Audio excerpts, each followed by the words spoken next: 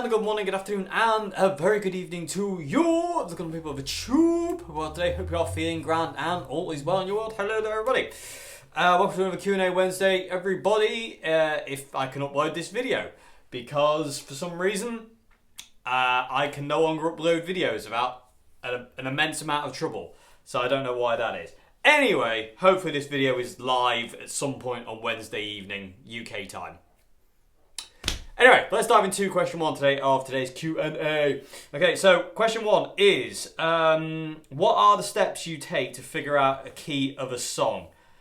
So I intend to do a video on this. I know I keep saying that as well, and I do apologise. But it's hard now that I can't use copyrighted songs, because there's no point in me figuring out my own songs, because I know them. But I suppose I could use it as an example. But what I do to figure out a song, a key of a song, is just try and find the root of the song. So, for instance, if there's a chord progression playing and it goes, for sake of argument,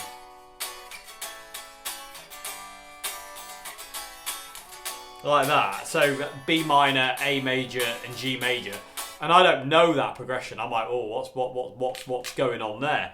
What I'll do is I'll just try and find the notes on the low E string that work. So if the progression's going again, I'll just kind of run up until I find that. Okay, so that's the first chord. And invariably, what I find is, if your first chord if the first chord of progression isn't a minor, it's normally the relative major of the chord. So, for instance, like in a progression like this, the first chord is a B minor. So I would immediately go, okay, so the song's in B minor. And then, if I were to solo that, I'd solo in B minor pentatonic and all the other shapes coming out of B minor. Whereas if, say, a song starts in C major,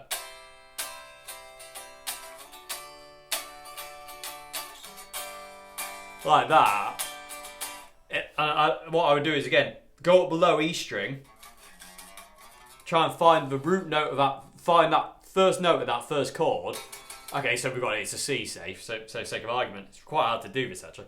I'd be like, then, okay, so what kind of C is it? Okay, so it's not a C minor, it's a C major. Okay, so we've got C major chord, is the first chord in the song, so. And then I'll figure out the other two chords. Oh, D major, G major. Again, doing the same thing, finding the root note, but it's finding a note on the low E string. That's what I do to find like keys and chords of songs. Is I go on the low E string only. So I'd find the chords, and I'd be like, okay, so the first chord is C major.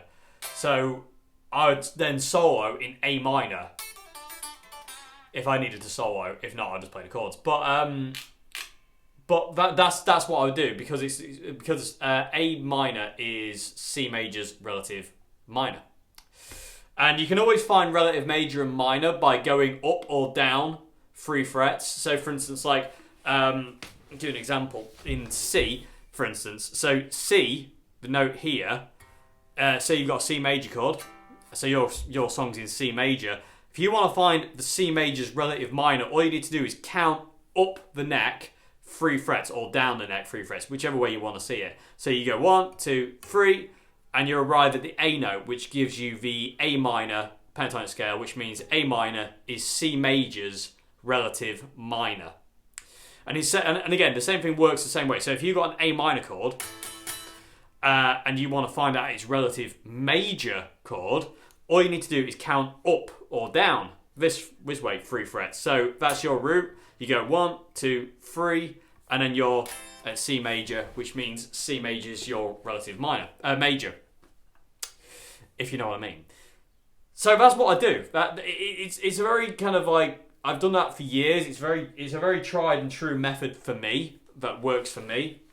One thing I will say though is that if I can't hear the bass, invariably, if I can't hear the bass guitar or the bass frequency of a song, I find it really hard to figure it out. I need to be able to hear the bass more than I need to be able to hear kind of like a guitar, really, sometimes. I mean, if there isn't a guitar, then fair enough. But if I'm figuring out like a band song, I prefer to try and lock in with the bass and listen to what the bass is doing over the guitar most of the time. That's just something that's always just kind of clicked with me more, to be honest with you. But yeah, that's what I do. That's all I do. I try and find the notes on the low E string at work and go from there, really. But I want to do a video on this at some point and just go into a bit more detail on that, because there are a few things. There's something I'm omitting, but there's definitely I could show you more with examples, if that makes any sense. So I will get a video on that done as soon as I kind of can. You also asked, what looper would you recommend?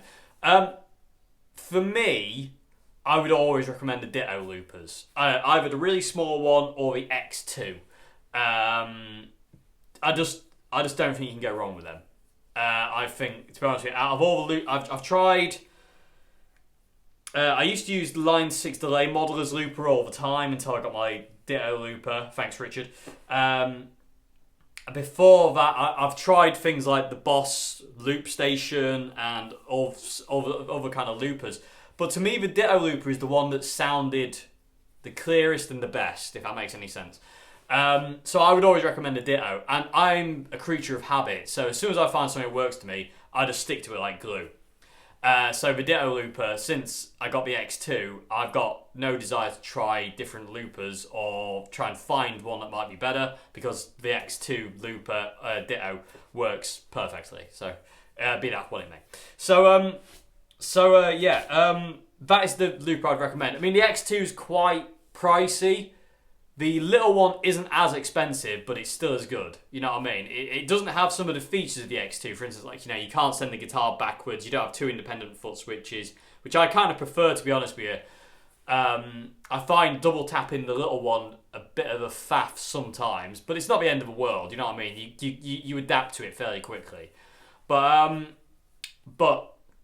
if you can afford to, I'd go for the Ditto Looper X2. If you can't, go for the mini Ditto looper, but just a single button, single dial, ridiculously awesome loopers. They really are wicked. So that's what I'd recommend personally. People of the tube, do you know of any other loopers, and what would be a looper you would recommend? Let us know in the comment section below.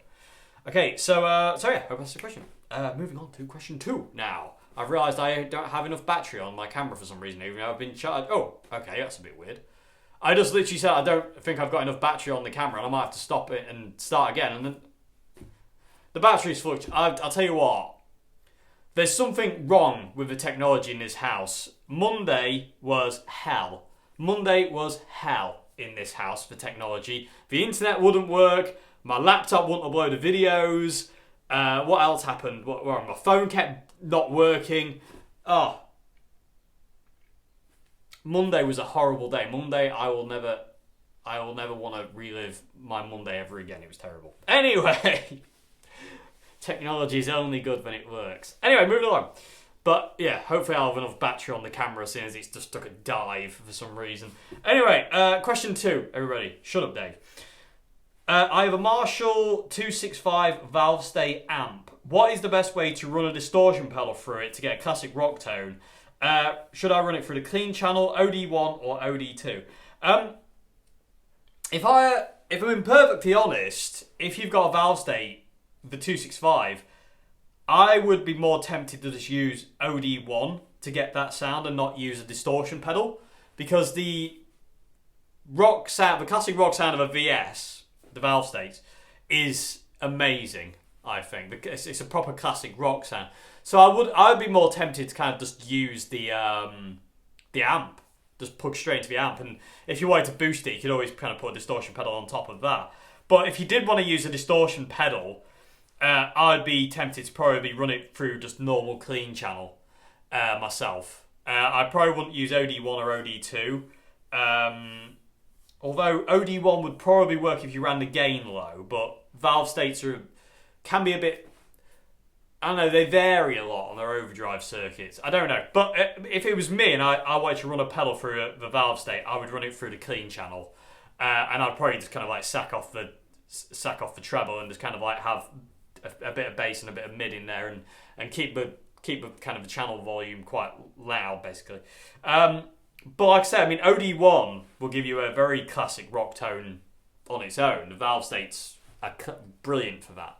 You know, especially this Valvestate. This era of Valvestates are wicked.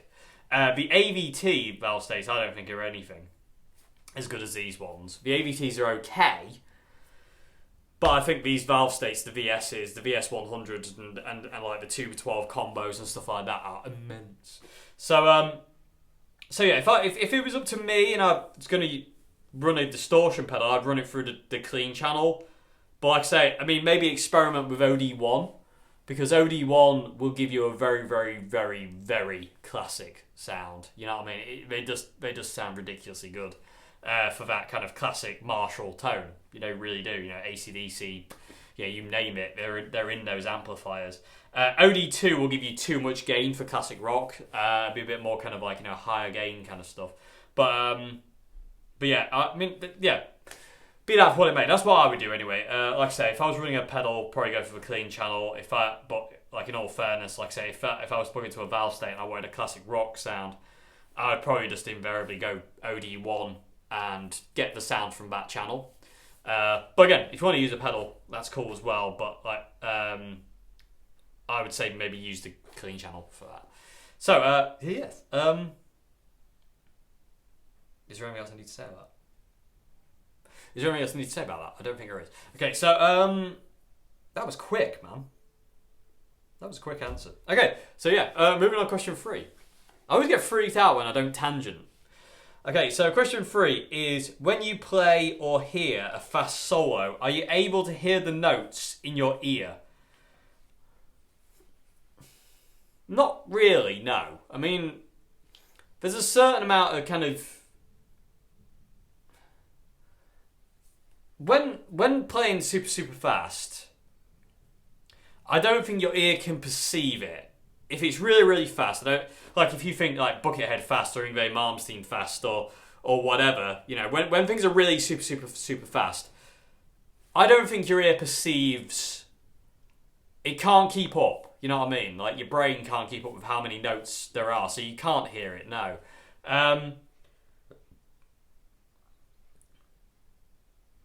That's why if I have a feeling like I want to play fast, I always try and not play super, super fast, but that always then never ends up being the case most of the time. But it's a trap. Speed is a trap on guitar, in my opinion. But and it gets us all. There's no running from it. Eventually, you know, you want to play fast at some point. But can you hear the notes? Not really. No. I mean, it's kind of... I don't... Like I said, I don't think it works that way. I don't think the human brain can perceive it that way. It's too fast and it's too quick. So I think there's... I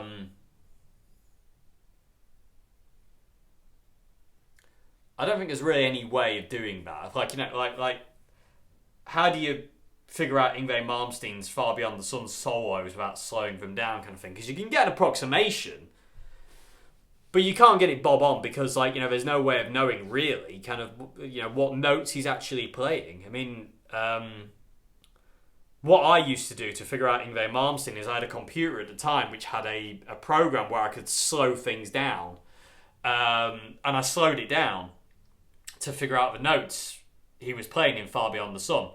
And the same thing, I remember learning Mike McCready's solo for State and Love and Trust on the MTV Live and Unplugged thing that Pearl Jam did, because Mike's solo in State and Love and Trust is wicked, and I couldn't figure out what he was doing, so I put it into this program I had at the time and slowed it down. That would have been what, 2004? That would have been.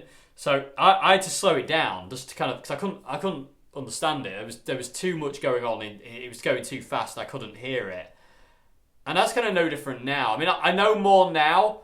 But the fact of the matter is, I still can't... If something's super, super fast and shreddy, there's no way you can figure out... I don't think you can figure it out for note necessarily. I think you kind of have to go figure out what scales they're using and then kind of approximate it. But there's a kind... I do feel there's a kind of...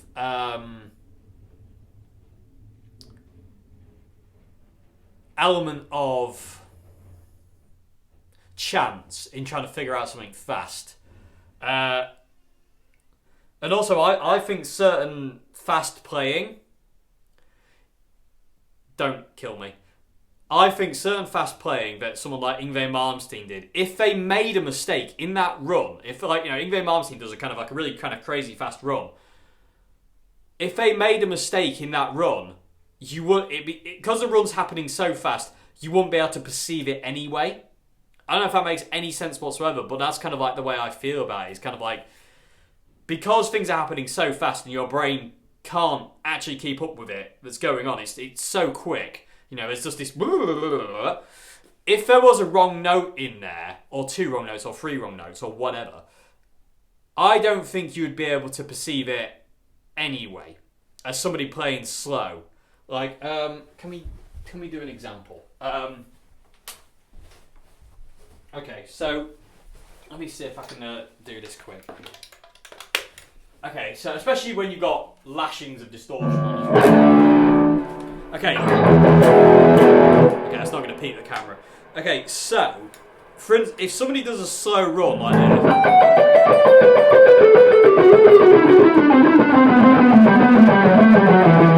you know, if somebody does a slow run like that, if they make a mistake, you're going to hear it. You know, you're going to hear those wrong notes. Whereas if somebody plays it super, super fast, I reckon because it's happening so quick, your brain can't perceive it. You can play... you can't play anything, but I don't think the mistakes stick out so much because it's so fast. Your brain's like, whoa, what was that? You know what I mean? I don't know if this is making any sense, but if I play that...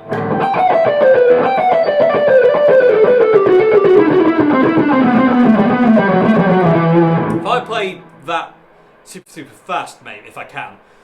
actually, I'll tell you what, I'll play this run super, super fast, because I don't really know that one.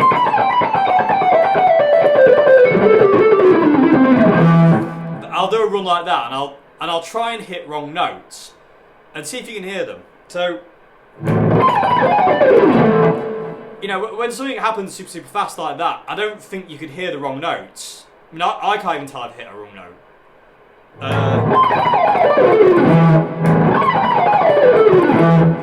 You know, it sounds all in key, in a way. But, oh, that's good timing. I don't know. I don't know. I don't know if that makes any sense. Like, you know, there's... Like I say, because it's going so quick, there's an element of... There's leeway, if that makes any sense. So, like, you know, like... You know, there's a certain element that kind of, like, you can kind of get away with a couple of mistakes here and there. Because it's so fast, it kind of... You won't be able to hear it or perceive it because it's too quick. You know, if you shoot down the neck really quick... You know, if you shoot down the neck really, really quick, there's no way in that second you can perceive any notes that were wrong. You know what I mean? And I did... You know, I went from there to there. You know, but I think there's an element of kind of like, say, there's a leeway in it where you can kind of make mistakes, and because it's so quick, you won't know you've done it, and maybe, you know, and people won't know you've done it. I don't know. There are, you know, I'm not saying that kind of like, you know, Yngwie Malmsteen or people like Paul Gilbert hit wrong notes, because they probably don't. But I do feel there's an element of playing super, super fast where there is that thing of it might, you know, they might hit a wrong note, but that's okay because it doesn't matter. So to say, because it's so quick, it's in a blink of an eye. Your brain and their brain can't perceive it, so it doesn't make any difference. You know what I mean? You know, that's like an Yngwie Malmsteen kind of rule, and it's like, I don't know if I've played wrong notes then. It's just, because I don't think anymore. But, I hit a wrong note there. I heard it then. I hit this note, and then I hit that one, and I shouldn't have done. I was trying to get...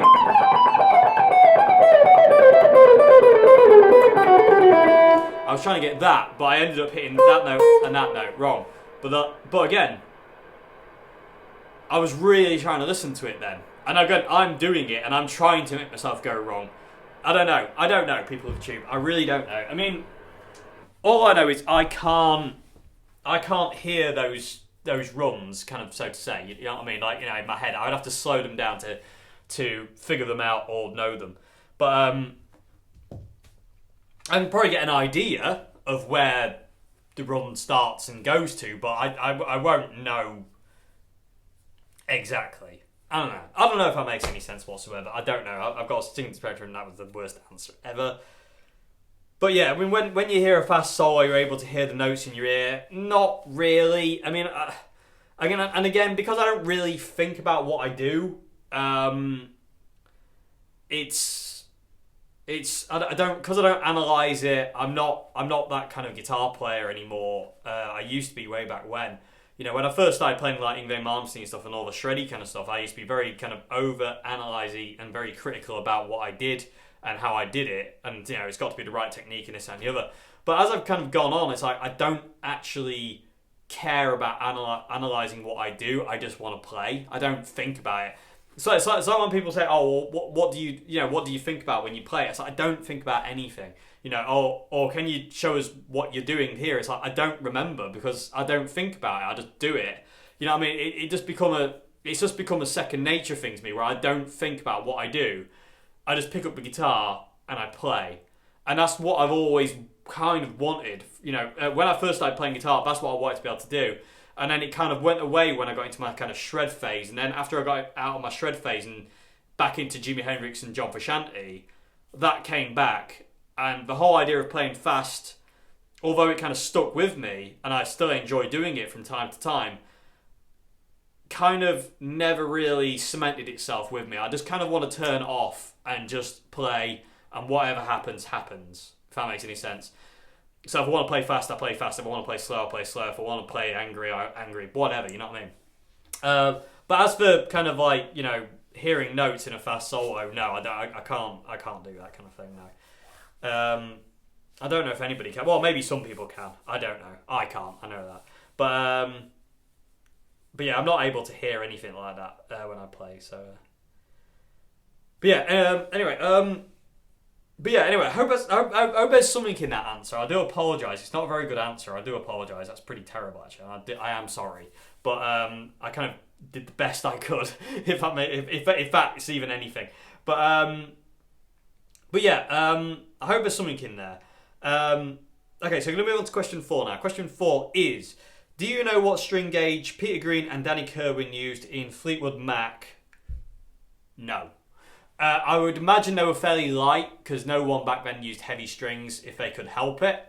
You look at Jimi Hendrix's strings; they were very, very light. I personally think they're even lighter than 10s. I know the Jimi Hendrix set is like a 38 to a 10, but I still think I was watching the Woodstock DVD the other day, and there's amazing close-ups of Jimmy's guitar for that entire gig at Woodstock, and you can see how skinny his strings are. I mean, they're almost not visible.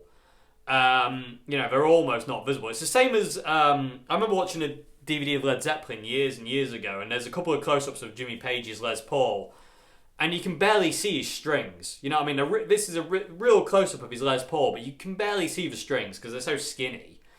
And the same goes to kind of Peter. I mean, I don't believe for one second that he used heavy strings. No one did back then. The heavy string thing came... Steve Ray Vaughan was kind of really the main guy to peddle the heavy string myth in the 80s, and that was when everyone started to switch, because everyone in the 70s used really light gauge strings. The 60s they tried to use light gauge strings towards the end of the era. And obviously in the 80s, no one used heavy strings for kind of like crazy shred guitar playing. You couldn't use heavy strings for that kind of guitar playing; it wouldn't work. But then Stevie came along using gauge like 13s and 14s, and kind of people were enamoured with his sound, and and he said, "Oh, I do it by using gauge 13." So everyone kind of switched. So But I don't believe that's got anything to do with your sound, because you listen to people like B.B. King who use 9s, or Billy Gibbons who uses 7s, you know, and all these other guitarists, you know, and they've got the biggest sound in the world. Paul Gilbert is another one who uses 9s, and he's got a massive guitar sound. You know what I mean? It's huge, and it's so you know, it's so kind of an accurate sound. You know what I mean? Going back to the whole shred fast thing, he's a very accurate guitar player. But I would imagine they were either. I would say they were probably using 9s. Peter and Danny were probably using 9s. They sound very 9s, if that makes any sense. You know what I mean? I don't know. There's just something. I don't know. I mean, we'll never know. We'll never know because those kind of that kind of information has been lost to history. But to me, I wouldn't put my money on it, but I'd probably say they were probably using light gauge 9s, you know, maybe 10s, but I highly doubt that because no one really used them. If they could help it back then, it was all about trying to make the guitars more easy to play because again, the strings back then were terrible. You know what I mean? I've got a pack of strings upstairs which I bought from a guy. This guy came into Old Hat Guitars and he had some old Cathedral guitar strings, electric guitar strings. And they are literally the most horrific guitar strings I've ever seen. I'll never use them, obviously, because they're gross now. Because they're like, I don't know, like 50 odd, nearly 60 odd years old. I don't know how old they are. But they are horrific. And my dad said when he was learning to play guitar in the 60s and 70s, strings were terrible. You know, it wasn't until the Fender Rock and Roll set came out that kind of like, you know, and Fender strings and stuff like that came out that kind of strings were good. You know what I mean? There was a lot of bad strings. And I can imagine even they weren't anything compared to the standard of strings today. You know what I mean? I don't know. But yeah, I would say they're probably using 9s. I would highly doubt they were using anything heavier. I would highly doubt that. Because like I say, I have it on very good authority talking to people who were around at that time that no one used heavy strings. No one used heavy strings if you could help it. There was no one really around at that time going, oh, I've got gauge 13s or 12s or whatever on my guitar. No one did it. You know, from the people I've spoken to who are around in that era and around in that kind of scene, you know, and from these interviews I've seen with other guitarists, you know, stuff like that. Eric Clapton used to use really light strings. You know, say B.B. King did, you know, Jimmy Page did, you know, Jimi Hendrix did, Jeff Beck. You know, all these guys use really super light strings. So I can imagine Peter and Danny weren't any exception to that rule. I can imagine they were using 9s, if I'm being perfectly honest with you. But again, we'll never know for sure, but that would be my, you know, educated guess, if you will. I'm not very educated in it, but you know what I mean. But yeah, so, yeah, there we go. That would be kind of, that would be my kind of idea, you know, for what that is. So yeah, yeah, it wouldn't be heavy. It would not be heavy, and it doesn't sound heavy. If you listen to Oh Well, that riff when Peter opens up, which I can't play for copyright issues, because I'd love to play that right now as an example, but I can't. I could demo. I was going to say I could literally demo it right now because I've got a Les Paul over there. I've got my Revelation Les Paul set up with 10s and my vintage Les Paul set up with 9s. And the Oh Well riff sounds more right and like brighter on the vintage because it's got 9s than it does on the 10s. So be that what it may. But I can't because copyright issues.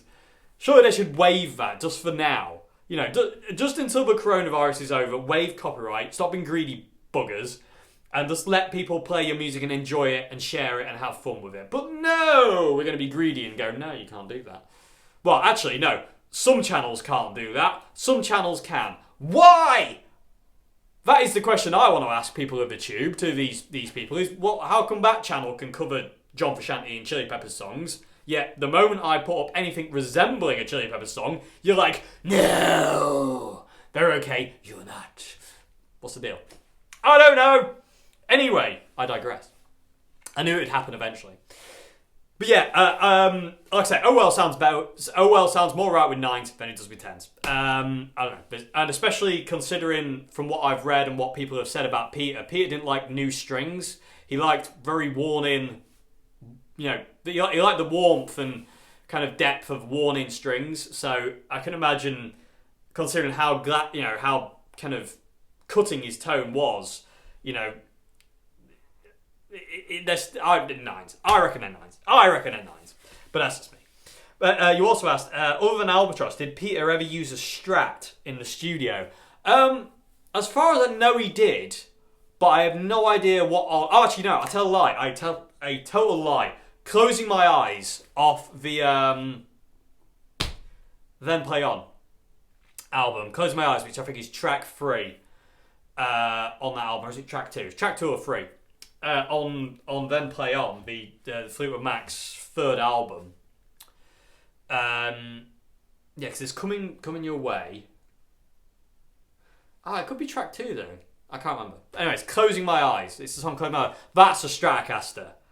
That's not a Les Paul. That's not a humbucker. That is a Stratocaster for a Fender amp. No ifs, no buts to me. That's exactly what that sounds like to me. So yeah, I would say Closing My Eyes as a Stratocaster. I can imagine he used it he had a 50s Strat. I forget the exact year. I want to say 56, but I could be wrong, and I probably am. But he had a 50 Strat. It appears in the Need You Love So Bad video, and it's got mismatched dials on it. But I can imagine he used it for certain bits and pieces. Like I say, Stratocaster was the slide guitar in Albatross. He played it lap style, Peter said. That's the really high slide part in Albatross is a Stratocaster played lap style, which is really cool. Closing My Eyes is definitely a Fender. It's definitely a Stratocaster. Danny used a Telecaster on Feel Like Crying because it's open tuned. And it's a proper Telecaster clang. It's that neck pickup of a Telecaster. Is there any other songs I can think of that Peter might have used a Stratocaster on? I can't think of anything offhand. I would doubt that Peter would have used it for anything bluesy. I don't think Peter would have really used a Stratocaster for something like, you know, Long Grey Mare or something like, you know, Need Your Love So Bad or anything like that. Because Need Your Love So Bad is his Les Paul. It's the honk position on his 59. It's not a Strat. Although he uses a Strat in the video, it's not a Stratocaster. That's that weird out of phase position on his Les Paul. I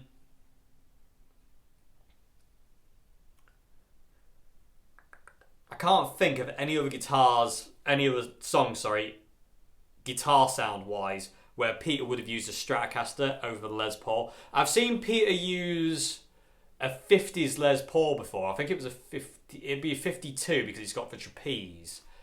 I've seen Peter use that with P90s. It was on it was when they're playing with BB King. He's using that.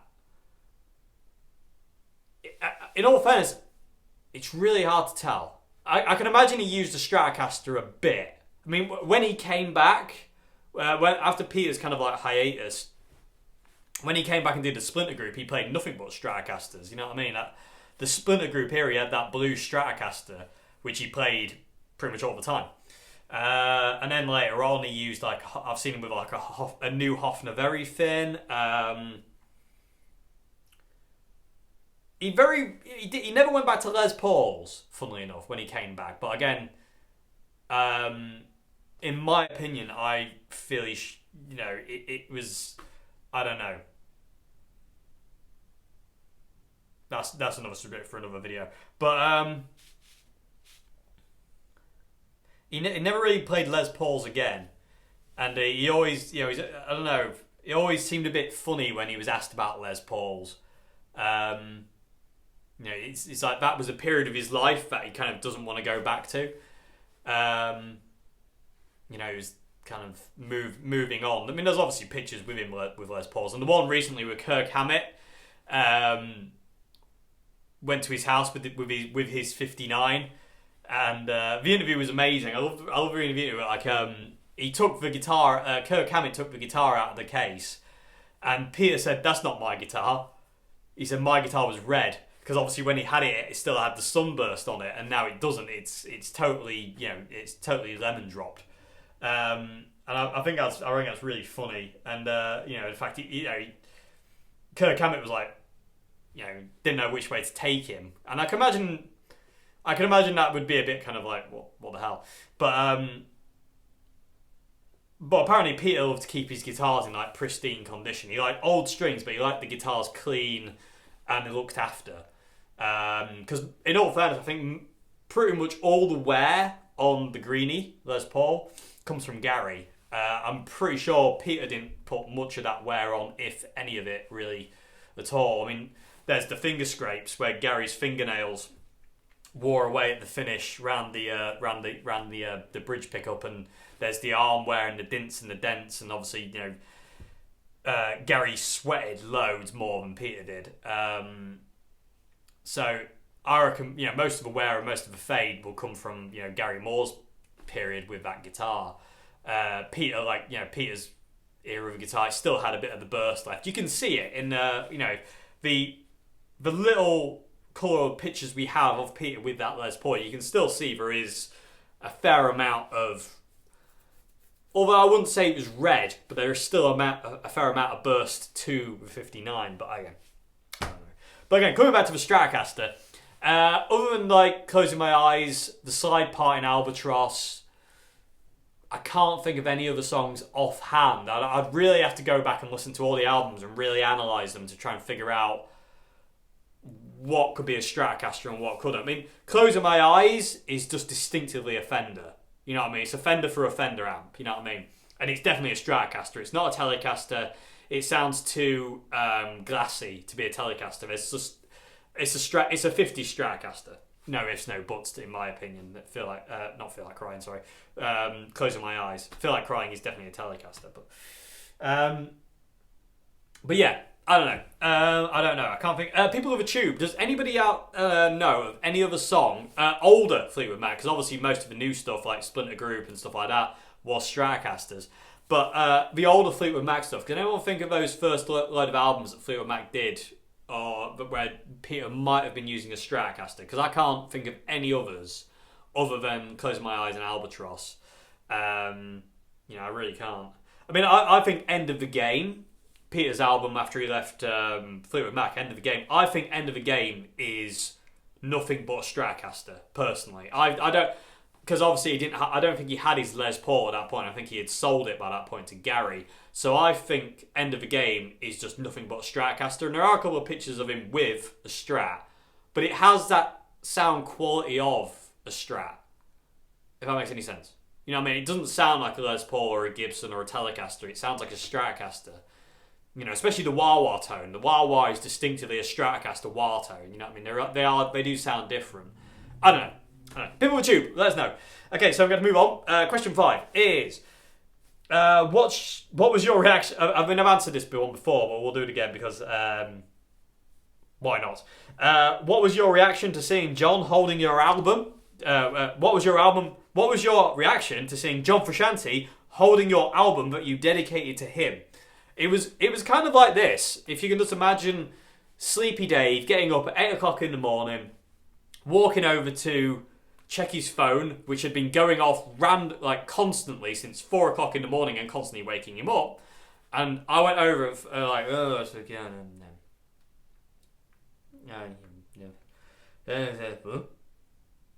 then all of a sudden kind of looking down and then going seeing this. There we go. And then going it was kind of, the reaction was this. No word of a lie, I literally stood like a statue for 5 minutes looking at the picture going...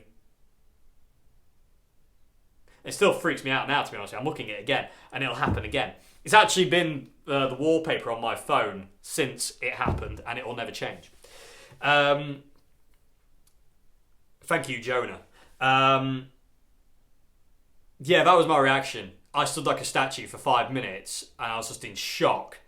And then I kind of was able to kind of like come back from that shock, and immediately had to show Joe. And I was like, Joe, you need to see this.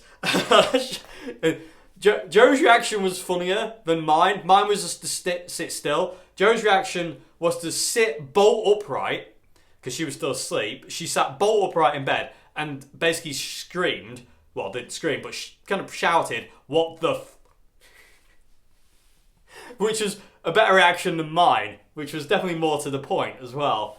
And we were like, that isn't real, but it was. And I say, people had been telling me all about it, but I was obviously asleep. Because I had to actually turn my phone on silent. It was next to the bed, because when my alarm goes off, I like to be able to turn it off and go back to sleep if I want to, like we all do. But because my phone constantly dinged, at about 4 a.m, my phone went off constantly for about, I don't know, it had been longer than half an hour. But my phone was going ding, ding, ding, because obviously people were letting me know what had happened, because people knew how much that was going to mean to me. It still means the world to me now. And I can't help but smile and feel weird about it in the best possible way. But I had to I woke up, I got out of bed and I turned my phone on silent. I didn't look. I was like, 4 in the morning. I wasn't, I was not in any conscious state to look at my phone. So I was like, silent, and just kind of like, I basically put it over the other side of the room. So like, I wasn't thinking. And then I woke up in the morning, and that had happened. And I was just like, holy monkeys. So my reaction was to be a statue, because it was unbelievable, and it still is unbelievable to me. I still can't believe that happened. I mean, it did, obviously, because there's the photo evidence to prove it, but it's still insane to me that happened. And again, thank you, Jonah, because I'm forever grateful to that man for that, because wow. John is my hero. Yeah, he's my ultimate hero when it comes down to the guitar and my inspiration to play the guitar. No ifs, no buts. Jimmy comes close. Peter Green comes close. Mike McCready comes close. Buckethead comes close. Dave Gilmour comes close. But John is always the guy that I'm like, he is my number one. You know what I mean? So to see him holding something that I made and I assembled, I printed that sleeve off, I burnt the CD that was in there, I packaged that up, and I sent that. To see him holding something that I made, and again, the music on there obviously as well, which I made for him with him in mind. When I wrote that album in 2017, I was determined not to think about anyone or anything other than John's influence on me, the way he makes me feel, and what I wanted to say to him musically. That's all I cared about when I was writing and recording that album.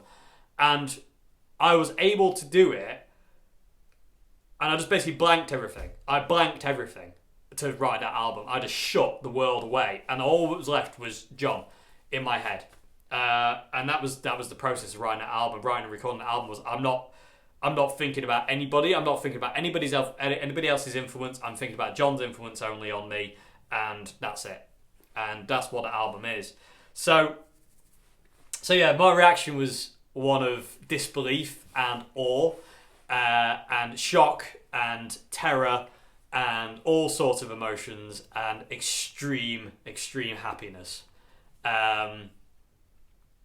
Which I still feel to this day. Looking at that picture still makes me ridiculously happy. So, yeah, that was my reaction to that. It just means the world to me.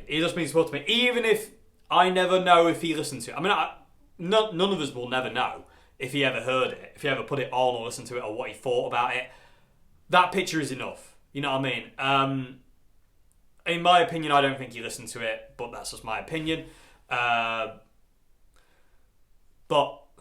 just seeing him with it is enough. If that makes any sense whatsoever, just seeing him with that blooming album that I made for him, that I printed, I burnt, I recorded, I performed, is enough. You know what I mean?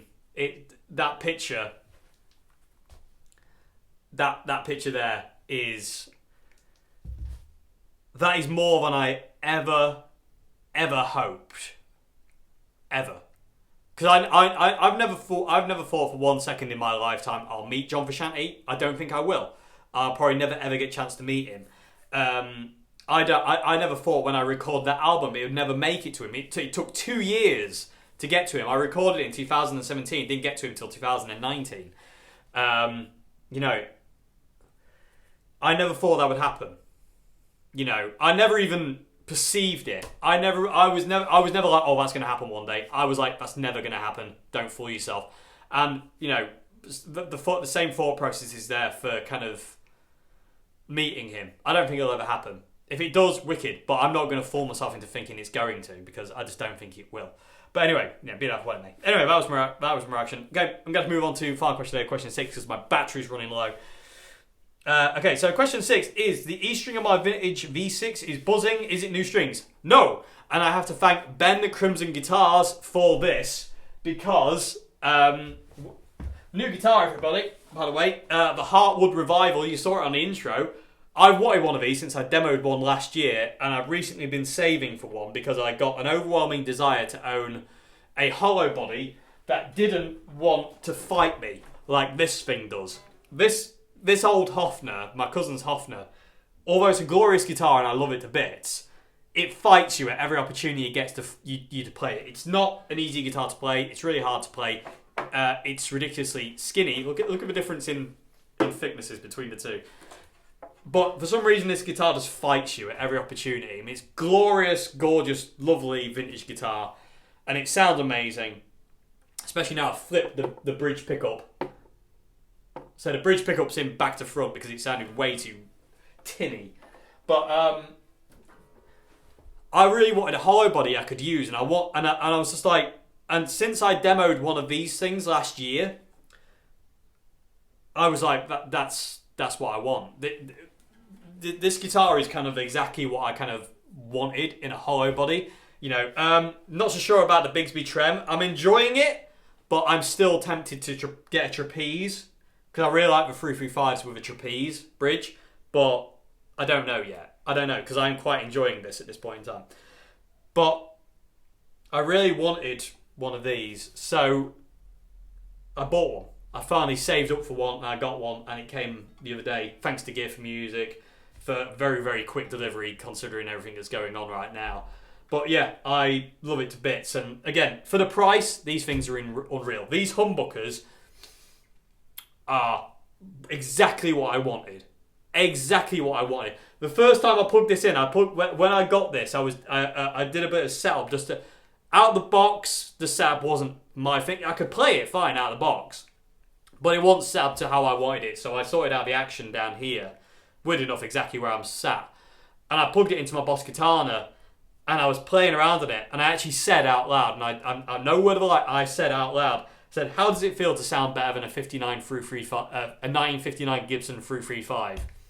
And by that I mean the one I played in Old Hat, because that one sounded terrible, and this is what a 335 should sound like, and that 59 in Old Hat sounded crap. It just sounded crap. Wow factor at work there. Anyway, I wanted to do some work to the nut on the high strings. The nut was cut a bit. It wasn't cut badly, but it wasn't cut great on the GB and high E strings. I wanted to alter that. It was a bit high up the top end here. So I recut the nut. But this brings me neatly back to what I was going to say about the string buzz. So string buzz happens at the nut when the angle of the string is like that. So if the nut's cut like that, and your string goes through like that and then comes down like that to the machine heads, that's drastic, but hopefully you can see what I mean.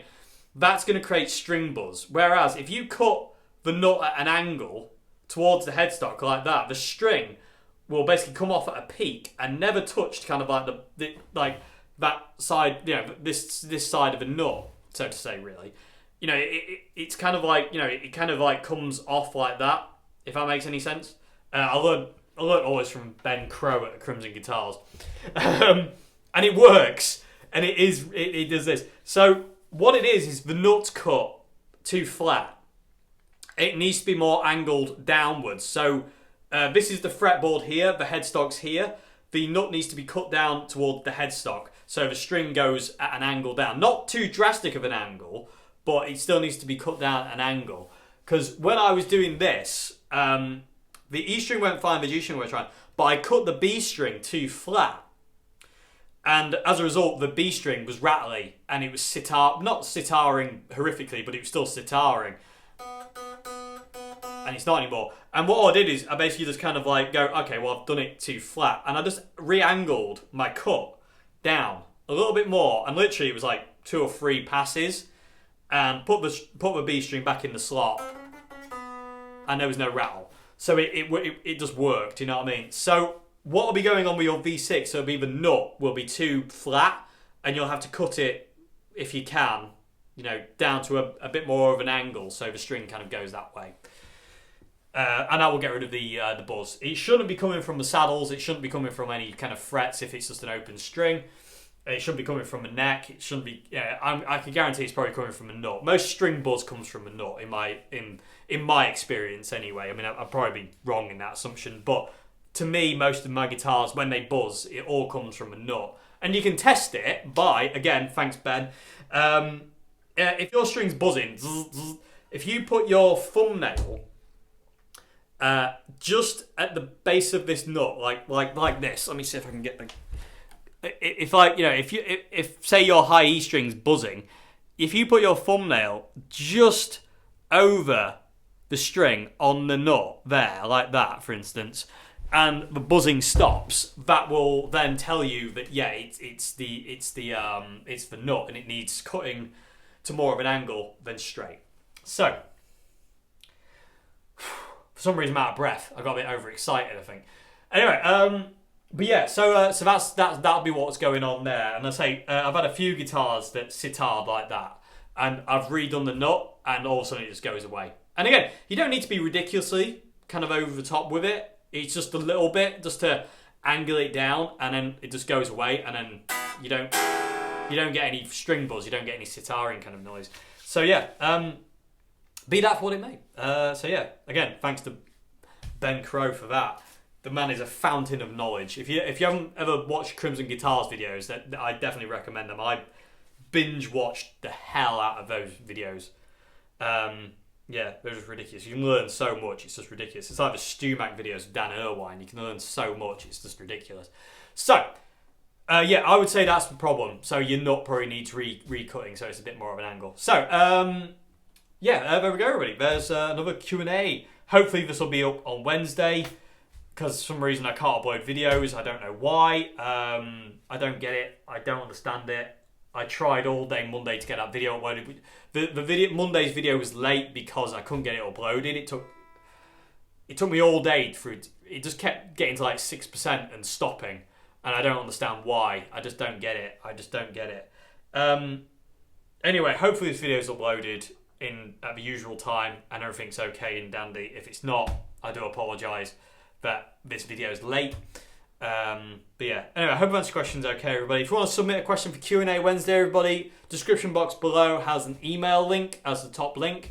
Email me your questions there. I will get to it eventually. I am basically at the beginning of March at this point in time, so I will be going through it sequentially.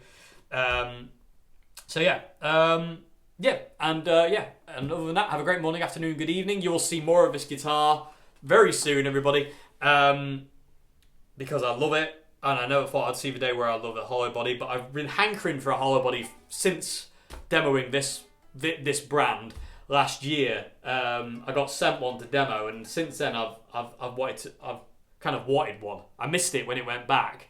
It was one of those guitars that I kind of wish I could have kept, but couldn't because it had to go back. And since then, I've been kind of like, so I really want one. So in January, I decided I'm going to save up for one. And like I say, this month I was able to buy one, so I've got myself one now. So I'm very happy with it. I love it, and I can't recommend it enough. It's a Heartwood revival, everybody, and it's absolutely amazing. And I say the price is just unreal for what you get, and the sound, and the neck, and the playability. these things let you fly, man. These guitars let you fly as a guitarist. They're so easy to play. It's just ridiculous.